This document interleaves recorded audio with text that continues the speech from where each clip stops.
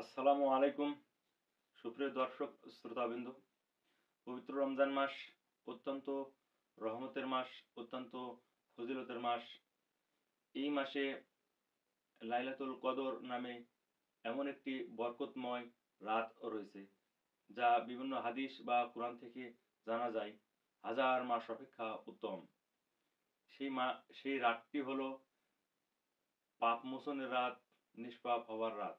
তাছাড়া এই পবিত্র রমজান মাসে মহান আল্লাহ তাআলা নিজ হাতে প্রত্যেকটা রোজাদারকে পুরস্কার দান করে থাকেন। অর্থাৎ কেউ যদি পুরো রোজা সুশুদ্ধভাবে কোরআন হাদিসের নিয়ম অনুসারে পালন করে থাকে, তাহলে কিন্তু মহান আল্লাহ তাআলা নিজ হাতেই তাকে পুরস্কার দান করবেন।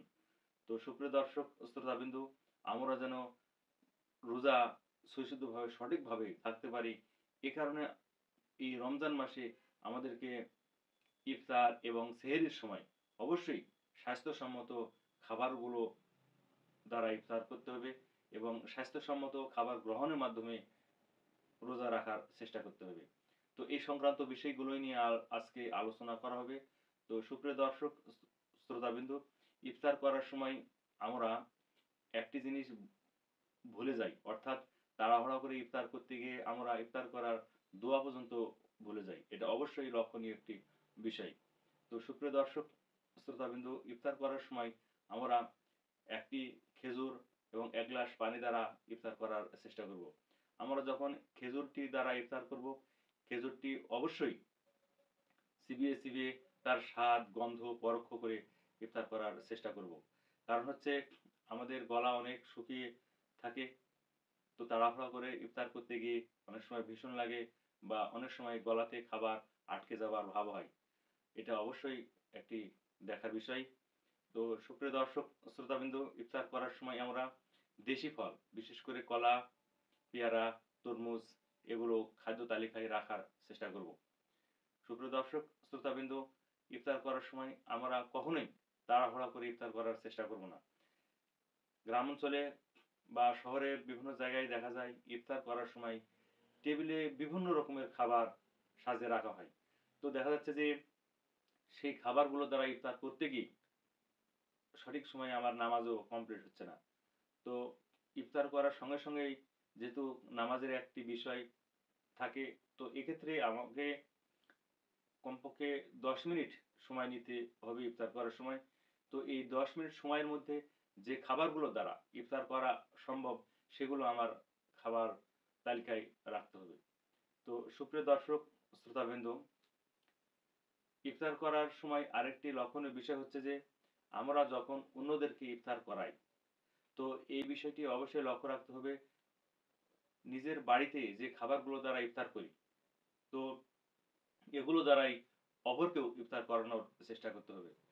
তো সুপ্রিয় দর্শক শ্রোতাবিন্দু, ইফতার করার সময় যে বিষয়গুলো আমাদেরকে বর্জন করে চলতে হবে, বিশেষ করে ভাজা পোড়া, তৈলাক্ত খাবার, এগুলো অবশ্যই বর্জন করে চলতে হবে।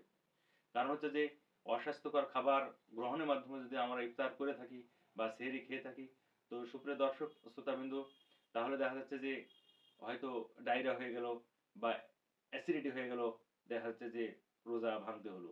তাহলে কিন্তু আমরা পবিত্র রমজান মাসের যে পুরো একটা ফজিলত, সেটা থেকে কিন্তু আমরা বঞ্চিত হয়ে গেলাম। তো সুপ্রিয় দর্শক শ্রোতাবিন্দু, ইফতার করার সময় অবশ্যই আমাদেরকে স্বাস্থ্যসম্মত উপায়ে স্বাস্থ্যকর খাবারগুলো দ্বারা ইফতার করতে হবে। তো সুপ্রিয় দর্শক শ্রোতাবিন্দু, ইফতার পরবর্তী সময়ে আমরা যে খাবারগুলো গ্রহণ করে থাকি, সেগুলো থেকে আমাদেরকে লাল মাংস, বিশেষ করে গরু, মহিষ, ব্রয়লার, এই মাংস দ্বারা খাবার অবশ্যই আমাদেরকে ত্যাগ করা উচিত। কারণ হলো যে গরুর মাংস যদি আমরা রমজান মাসে খেয়ে থাকি, তাহলে দেহে অত্যন্ত পানির প্রয়োজন হয়ে পড়ে। তো সেক্ষেত্রে আমরা এই ধরনের খাবারগুলো বর্জন করার চেষ্টা করব। তাছাড়া ইফতার করার সময় কখনোই আমরা কৃত্রিমভাবে তৈরি, সেটা যেকোনো কোম্পানির হোক বা হাটে বাজারে তৈরি খাবার হোক, সেগুলো আমরা বর্জন করার চেষ্টা করে চলব। তো সবচাইতে ভালো হয় নিজ বাড়িতে যেকোনো প্রকারের খাবার তৈরি করার মাধ্যমে সেই খাবার দ্বারা ইফতার করা সবচাইতে ভালো। তো সুপ্রিয় দর্শক শ্রোতাবিন্দু, ইফতার করার সময় আমাদেরকে অবশ্যই খেয়াল রাখতে হবে যেন ইফতারের যে ফজিলত, ইফতারের যে গুরুত্ব সেটা যেন প্রতিষ্ঠিত হয়। তো সুপ্রিয় দর্শক শ্রোতাবিন্দু, সকলের সুস্বাস্থ্য কামনা করে এ পর্যন্ত আজকেই শেষ করলাম।